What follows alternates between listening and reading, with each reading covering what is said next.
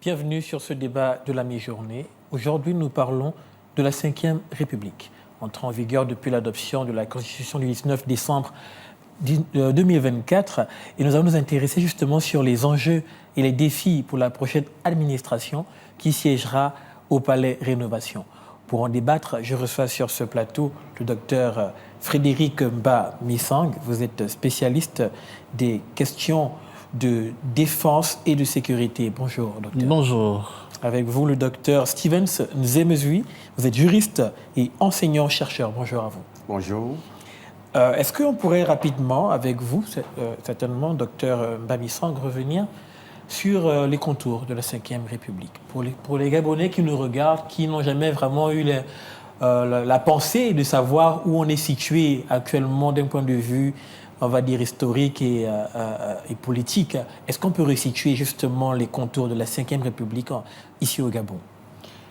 Mais ce que je voudrais dire aux Gabonais, c'est qu'ils ne doivent pas perdre le vrai fil des idées en ce qui concerne l'évolution politique de notre pays.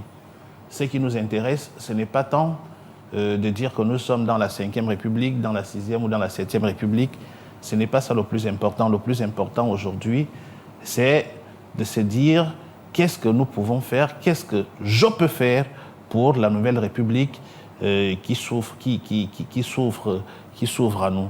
Et je pense que c'est la question la plus pertinente, plutôt que de revenir dans l'histoire de l'évolution de la pensée politique au Gabon depuis 59, 58 même, jusqu'à nos jours. Et je ne m'intéresse pas vraiment à cette historicité. C'est vrai que c'est dans l'histoire qu'on peut voir le détail, mais aujourd'hui, je pense que nous sommes en face de la Ve République et nous devons édifier le peuple sur la Ve République, les enjeux et les défis.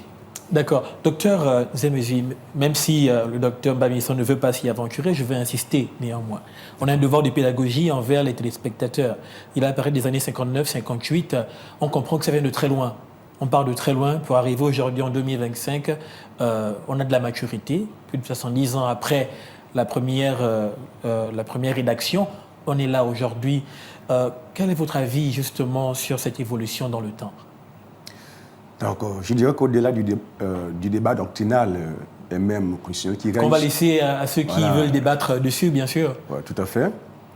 Donc aujourd'hui, comme l'a dit mon aîné à côté de moi, la problématique actuelle, ce n'est pas tant au niveau de la numérotation, même si je peux m'accorder avec certains aînés chercheurs, comme le professeur Guy Osatanga, sur le fait que nous sommes actuellement, au-delà des débats qui peuvent effectivement y régner, nous sommes dans la Ve République.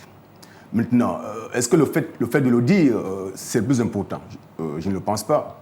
Je crois qu'aujourd'hui, dans cette phase qui s'ouvre pour le Gabon, le plus important serait de s'inscrire dans une logique nouvelle pour un Gabon meilleur. D'accord, la logique nouvelle serait laquelle? On rentre maintenant, puisque vous insistez qu'on puisse rentrer dans la fameuse Ve République.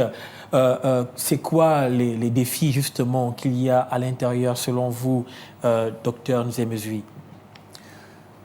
Il y a plusieurs défis qui ont en ligne de mire dans cette Ve République. Je dirais qu'avant d'aller en détail, il serait mieux, pour éviter de commettre les mêmes erreurs, que nous puissions nous situer sur ce qu'est réellement une république. D'accord. Parce qu'on risque de faire les mêmes erreurs que dans le passé. Aujourd'hui, c'est quoi la république? C'est-à-dire, si on ne connaît pas qu'est-ce qu'une république, on va reproduire les mêmes erreurs. On aura une coquille vide dont il n'y aura aucun contenu. Aujourd'hui, il est question pour les gouvernants, et même pour les gouvernés, de s'approprier les valeurs républicaines. C'est quoi une république aujourd'hui? Ça s'agit des élections? Oui, c'est un élément, mais ce n'est pas seulement des élections. Aujourd'hui, la République englobe plusieurs domaines, notamment la gouvernance aujourd'hui.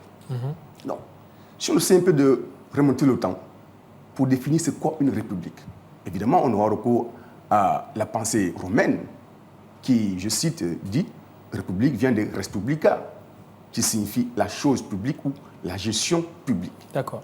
Mais de quelle gestion publique s'agit-il? Une gestion publique qui tient compte de l'intérêt général, de la collectivité. Aujourd'hui, si ceux qui vont gouverner n'ont pas la réalité de ce qu'est une république, on aura le même travers qu'on a eu dans le passé. tout à l'heure. J'espère que j'aurai l'occasion de continuer, mais je donne quelques détails dessus. D'accord. La gestion de la chose publique. Docteur Mbamison, est-ce qu'on peut dire qu'il y a des choses à améliorer? Oui, mais je vais d'abord revenir sur l'approche définitionnelle de mon collègue. En effet. Que j'apprécie d'ailleurs, Mais ce qui fait fondamentalement une république, c'est d'abord l'ossature, les lois. D'accord.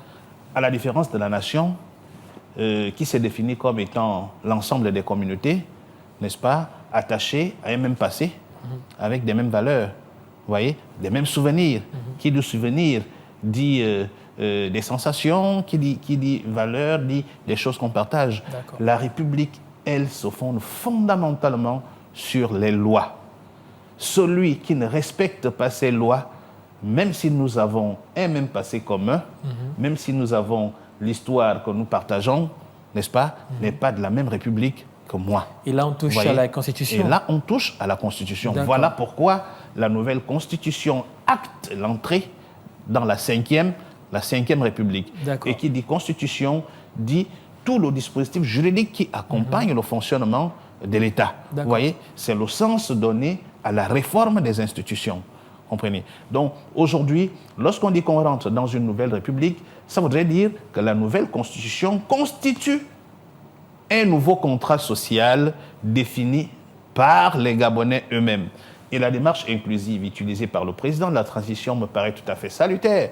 Parce que pour écrire cette nouvelle constitution, il a d'abord fallu organiser un dialogue national. Après le dialogue national, le référendum. Après le référendum, l'écriture de la nouvelle constitution. Après l'écriture de la nouvelle constitution, l'adoption de la nouvelle constitution. Par qui? Mais par les Gabonais. Et je pense qu'il y a d'abord eu la constituante et ensuite il y a eu le référendum. Il y a qui? Ce sont les Gabonais qui font ce travail. D'où, aujourd'hui, lorsqu'on parle de la nouvelle République, elle n'est pas décrétée par le chef de l'État, le président de la transition, n'est-ce pas? Mais c'est l'œuvre des Gabonais eux-mêmes qui veulent voir les choses changer, qui veulent aller par l'avant et qui ont décidé de tourner la page. Donc la nouvelle République aujourd'hui, si on me demandait de définir la cinquième République, je vais plutôt dire c'est plus un nouveau contrat social. Un nouveau contrat social. Que les Gabonais signent pour vivre ensemble. J'ai aimé que vous avez dit que même si on a une histoire commune, même si on a des valeurs communes, si on ne respecte pas les lois, si on ne respecte pas le contrat, justement, qui nous lie,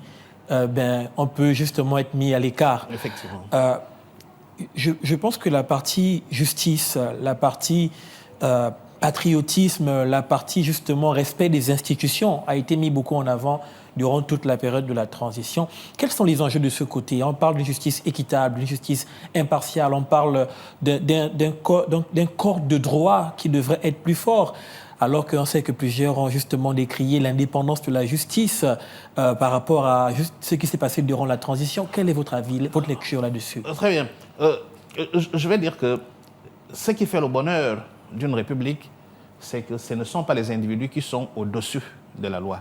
C'est la loi qui est au-dessus de la République. Vous voyez, ce sont les lois qui orientent le fonctionnement, qui canalisent, j'ai envie de dire, une république. D'accord. Et pour ceux qui ont une lecture, j'ai envie de dire, acharnée, sinon une bonne lecture des textes de Platon, quand on lit Platon dans la République, Platon dit simplement que Platon développe la doctrine du philosophe roi. D'accord. D'abord, ce n'est pas dans la République, c'est dans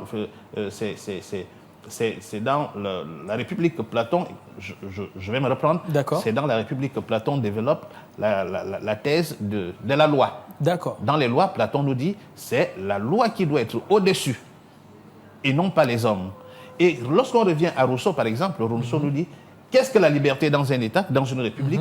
C'est l'obéissance à la loi qu'on s'est soi-même prescrite. D'accord. Donc, si nous voulons être libres dans la cinquième République... Donc c'est valable aussi pour ceux qui ont rédigé la loi, c'est valable pour toutes les personnes qui... Pour tout le monde, pour toutes les structures de la société. Donc si nous voulons être libres dans la cinquième République, il va falloir que nous respections nous-mêmes les lois qu'on s'est nous-mêmes prescrites à partir de la Constitution qui est la loi fondamentale.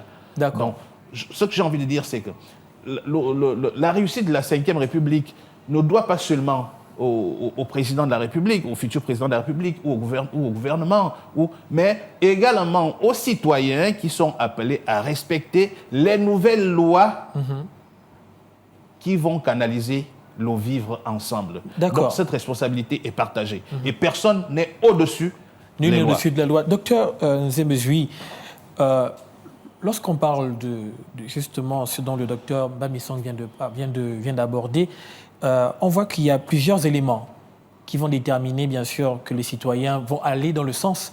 Ils ont voté, bien sûr, au référendum, mais après, il faut maintenant respecter, il faut maintenant appliquer tout ce qui aura été, ce qui a été décidé. Que pensez-vous des libertés? On parle des enjeux et des défis. Que pensez-vous des libertés en République gabonaise? Est-ce qu'on peut avoir un équilibre des pouvoirs? Est-ce qu'on peut tendre un peu vers une démocratie plus, c'est pas pour dire qu'auparavant il ne l'était pas, mais un peu plus solide? Qu'en pensez-vous? Je pense que le véritable défi auquel les gouvernants, mais aussi les gouvernés, devront faire face dans l'ancienne République, c'est justement cette question d'équilibre, d'équilibre des pouvoirs. En effet. Parce que, comme le dit Montesquieu, tout homme qui a du pouvoir a tendance à en abuser. Il faut que par la distribution des choses, le pouvoir arrête le pouvoir. Donc, pour que les libertés soient garanties, il faudrait qu'il y ait une séparation des pouvoirs. On a une constitution qui le prévoit, une très belle constitution d'ailleurs. En effet. Mais entre ce qui est écrit et ce qui sera pratiqué, on espère qu'il n'y aura pas de fossé. Parce qu'en réalité, il ne peut pas y avoir une liberté tant que la Constitution n'est pas respectée par ceux-là qui sont censés la respecter. On doit les lever au-dessus de Tout à fait. de tout pouvoir. De tout pouvoir. On a vu le cas aux États-Unis, ou même en France d'ailleurs, avec la Constitution de 58 qui est en valeur jusqu'à présent. Il y a une dimension sacrée, quelque chose qui fait qu'on place au-dessus de... Mais est-ce qu'au Gabon, est-ce qu'on peut espérer que ça peut se manifester ici? Je pense que c'est pas tant de l'espérance, mais c'est une contrainte actuellement. On y est contraint. On y est contraint. Il n'est plus question de dire on fera à moitié. Non. Il est question de faire tout ce qu'on peut pour que ça marche. Aujourd'hui, le peuple gabonais n'est plus le peuple d'hier. Aujourd'hui, il y a des réalités. Aujourd'hui, il y a des choses qui se font et des choses qui se disent. Donc, il y a une prise de conscience collective, bien qu'embryonnaire, de la population. Et dans cet élan, il sera difficile pour les futurs gouvernants d'essayer de mettre de côté les textes qui doivent eux-mêmes respecter et appliquer. Parce que n'oublions pas, c'est quoi un état de droit? Un état de droit, première approche, c'est un état qui est soumis au droit. C'est-à-dire, les institutions et l'administration sont soumises à l'acte de droit. Mais dans cette approche formelle, ce n'est pas ça un état de droit. C'est quoi un état de droit? Un état de droit, c'est un état dans lequel les droits et les libertés fondamentales de l'homme sont respectés et garantis. Donc, comment garantir ces libertés? Le moyen le plus facile, c'est qu'il y ait une séparation réelle des pouvoirs et non une séparation artificielle des pouvoirs. J'ai aimé une phrase dans le discours du président lors de la cérémonie. Je peux me la lire. Allez-y. Cette phrase. Oui. Vous voyez, le président dit ceci. Je parle du président de transition, bien sûr. En effet. Il dit ceci. Par rapport à la nouvelle constitution, qui a produit tant d'espoir pour les Gabonais. Voici ce qu'il dit. Il dit, cette constitution n'aura de sens que si les hommes et les femmes chargés de la faire vivre agissent avec justice, intégrité, souci de l'intérêt national. Vous voyez, le président est conscient que malgré le texte qui est produit, mais ceux qui sont chargés de mettre ces textes en pratique n'ont pas la réalité de ce qu'est une république, on entend les mêmes travers. Raison pour laquelle le succès de cette nouvelle république ne repose pas sur les normes, non. Ceci repose sur le respect des institutions. En effet. Si les institutions ne sont pas respectées, peu importe l'homme qui viendra après l'élection, c'est un autre des problèmes. Parce que l'institution est sacrée. On n'y touche pas. Aujourd'hui, il y a beaucoup de programmes qui ont été réalisés dans la nouvelle Constitution et je m'en réjouis. Maintenant, est-ce que cette phrase du président lui-même qui dit qu'il faut que ceux-là qui doivent l'appliquer prennent conscience de la réalité du texte? Cette conscience, ce que vous dites me fait penser à la fameuse phrase que Omar Bongo Ondimba avait dit, où il disait est-ce que Dieu nous a donné l'autorisation de faire ce qu'on fait de ce pays? Il semble qu'au-delà de ce qu'un leader tel que Brice Clotaire Oligui Nguema ou avant lui Omar Bongo peut dire, il y a vraiment un effort demandé et attendu de la part des citoyens. Docteur Bamisson, on parle de restauration. On a fait près de 2 ans de transition. Mais il semble que la restauration est progressive. Il semble que l'idéal qu'on vise à travers justement tout ce qu'on a élaboré comme cadre pour permettre justement à la nation gabonaise d'aller vers l'essor dont on parle, ça risque de prendre du temps. Quel est votre avis? Mais c'est naturellement cela. C'est naturellement cela. Quand on parle d'une république, ce n'est jamais un produit fini. Une république n'est pas un produit fini. C'est plutôt un plébiscite de tous les jours. D'accord. C'est tous les jours qu'on construit une république. C'est chaque jour où il y a des erreurs, on corrige, où il y a des avancées, on essaie encore d'avancer. Voilà pourquoi je disais dans l'entame du débat que le premier enjeu de la Ve République est d'abord un enjeu citoyen. Quel type de citoyen pour quelle république? D'accord. Voilà. Si nous ne changeons pas de mentalité, si nous n'évoluons pas, si nous refusons de se mettre, j'ai envie de dire, au service de la République, si nous ne respectons pas les lois qu'on s'est soi-même, nous-mêmes, qu'on a nous-mêmes votées via la Constitution, n'est-ce pas? Si on ne fait pas des efforts, la Ve République ne changera, la Ve République restera un vain slogan plutôt qu'un état d'esprit.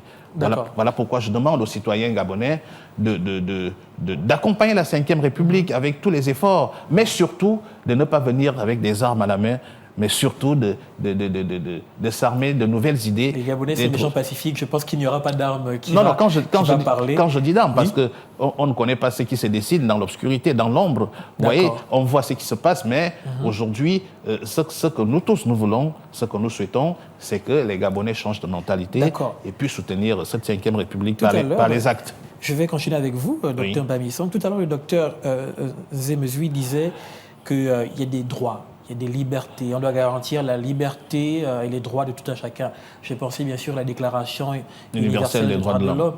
Mais je me rends compte que lorsqu'on parle de... Vous avez commencé en disant qu'il y a la nation d'abord. Il y a d'abord l'histoire qu'un peuple a en commun. Et la Constitution, à l'intérieur, on va dire, écarte certains principes qui nous ont été importés. Il y a des choses qui sont arrivées à nous, qui ne correspondaient pas à nos valeurs. Et on a décidé en tant que nation de dire... Voilà ce que c'est nos valeurs.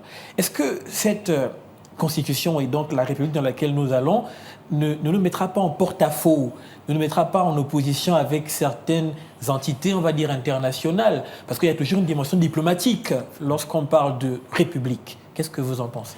Non, vous savez, la nation, tout comme la République, porte en elle l'universel. D'accord. Il n'existe pas d'un côté la République, d'un côté la nation, d'un côté l'universel. Les valeurs qui sont dans... Les valeurs que nous défendons dans la Ve République sont les valeurs défendues à l'universel. C'est vrai qu'aujourd'hui... Mais certaines vous savez qu'il y a certains principes, on va dire de nos jours, en 2025, il y a des choses maintenant qu'on fait ailleurs que nous, on ne veut pas faire. Bien sûr, il y a ce qu'on appelle... Bien sûr, il y a ce qu'on appelle la sécurité sociétale. Elle concerne à quoi? Elle concerne justement à la préservation de nos valeurs. Vous voyez? Sans pourtant que ces valeurs ne soient des obstacles pour l'ouverture vers d'autres mondes. Mais aujourd'hui, nous ne sommes pas obligés de faire ce que les autres font, tant que cela ne rentre pas dans le cadre de nos pratiques. Vous voyez, l'intérêt national du développement. Là, l'intérêt national, c'est même pas l'intérêt national, nous sommes obligés de défendre notre identité. Parce que les guerres à venir sont les guerres d'identité, les guerres de culture. Et aujourd'hui, si nous ne mettons pas notre culture avant, personne d'autre ne mettra cette culture en avant. Voilà pourquoi nous sommes obligés, dans la nouvelle Constitution, par exemple, de mettre des garde-fous pour que notre culture ne puisse se perdre dans cet universalisme culturel qui s'annonce comme un choc de civilisation, pour reprendre Samuel Huntington. Docteur Zemezui, vous pensez qu'on est outillé pour le choc des civilisations dont le docteur Mbamison vient de parler, avec justement ce pilier que nous avons maintenant, qui est la Constitution de la Ve République? Je pense que nous avons assez d'outils actuellement pour faire face à ce choc culturel. Parce que n'oublions pas que le Gabon, en tant que pays souverain, le souverain, ce n'est pas quelqu'un qu'on impose une conduite. Le souverain décide, il agit. Et le constituant gabonais a décidé, et cela s'est matérialisé par une constitution qui reflète les réalités locales. Il n'est pas question de dire oui à tout ce qui vient de l'extérieur. Non. Mais c'est dire, nous prenons ceci, et ça nous refusons. C'est ça un souverain. C'est un souverain ne peut plus dire non, il n'est plus souverain. Le Gabon est un État souverain. Et une souveraineté aussi culturelle, bien sûr.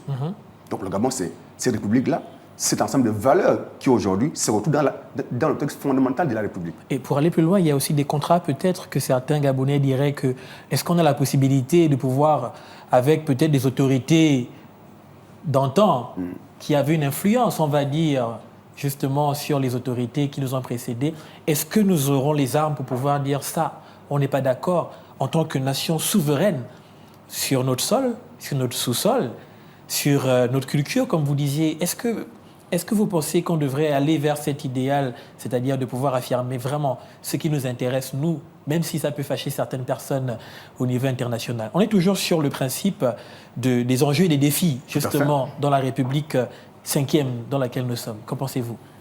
Je pense qu'une république n'est pas une république pour contacter le monde entier. Il y a un ordre de priorité. Et la priorité, c'est la nation gabonaise, c'est la République gabonaise. Donc, si on doit sacrifier ce qui nous est cher pour plaire au monde, on n'est plus une république. On n'est plus souverain. On devient... Il faudrait un leader fort, donc, pour pouvoir affirmer vraiment cette Bien sûr, pensée. Il faut un leader fort, mais il faut aussi une population mobilisée derrière. D'accord. Parce qu'il y a des pressions que nous dirigeants subissent que parfois la population ne connaît pas. Donc, du coup, il est question, dans ce nouveau vent qui s'ouvre pour le Gabon, qu'il y ait des hommes forts, mais avec des institutions aussi fortes. Parce que l'homme peut être fort, mais si l'institution est faible, je vous assure, nous n'irons pas bien loin. De la restauration, justement, des institutions. Mais tout à fait. Docteur Bamisson, quel est votre avis, justement, sur cet aspect? Nous voulons des institutions fortes à la place des hommes forts. Parce que si vous regardez l'histoire du Gabon, si nous sommes au niveau où nous en sommes aujourd'hui, pas très loin. Je vais le dire, il faut le dire. Hein. Allez-y, dites-le. C'est vrai que certains efforts ont été faits depuis le 30, mais aujourd'hui, c'est parce que nous avons eu des hommes forts à la tête des institutions faibles. D'accord. Et si nous On a inversé continuons, la tendance. Voilà. Et si nous inversons la tendance, vous allez voir que les choses iront de mieux. Je pense que le président de la transition lui-même l'a si bien dit en disant que ce n'est pas moi, plus Clotaire Oligui-Nguema, qui va changer le Gabon par décret, n'est-ce pas? C'est l'ensemble des textes que nous allons mettre en place et le respect de ces textes qui fera en sorte que le Gabon puisse se développer. Et aujourd'hui, si nous voulons prévaloir, si nous voulons affirmer notre pays, si nous voulons l'émancipation de notre pays sur la scène internationale, il va falloir que les lois que nous prenions sur le plan local, n'est-ce pas, soient, je ne vais pas dire en conformité avec ce qui se passe chez les autres, mais ne s'éloigne pas complètement de ce qui se passe chez les autres. Pourquoi? Parce que le monde est un dynamique, le monde vit des dynamismes, le monde vit des progrès, et il ne faut pas que le Gabon s'éloigne de ce qui se passe sur la scène. Vous parlez d'intérêt national. Oui, Est-ce que ce n'est pas un peu contradictoire? Non, ce n'est pas contradictoire, puisque j'ai dit que la nation porte en elle l'universel. D'accord. C'est-à-dire que nous n'allons pas construire une république repliée sur elle-même, parce que au motif que nous sommes autonomes, nous sommes indépendants. Non, l'indépendance, c'est aussi regarder ce que les autres font pour inscrire le pays dans la même dynamique que tous les autres, sans pourtant laisser notre identité culturelle, n'est-ce pas, se perdre dans les tendances actuelles. D'accord. C'est cela. Un dernier mot, docteur Nzemezue, nous sommes arrivés au terme. Donc, que dire si ce n'est que la responsabilité n'incombe pas à un seul Gabonais, c'est aussi une responsabilité collective de tous les Gabonais. Et aujourd'hui, nous sommes dans un tournant décisif de l'histoire du Gabon. Et cette histoire ne va pas s'écrire avec un seul homme, mais c'est une histoire qui doit s'écrire avec l'ensemble des Gabonais, de toutes les couches. D'accord. Docteur Bamisson. Merci. Ce que je vais dire, c'est nous entrons dans la 5e République à une seule condition. Nous n'y sommes pas encore?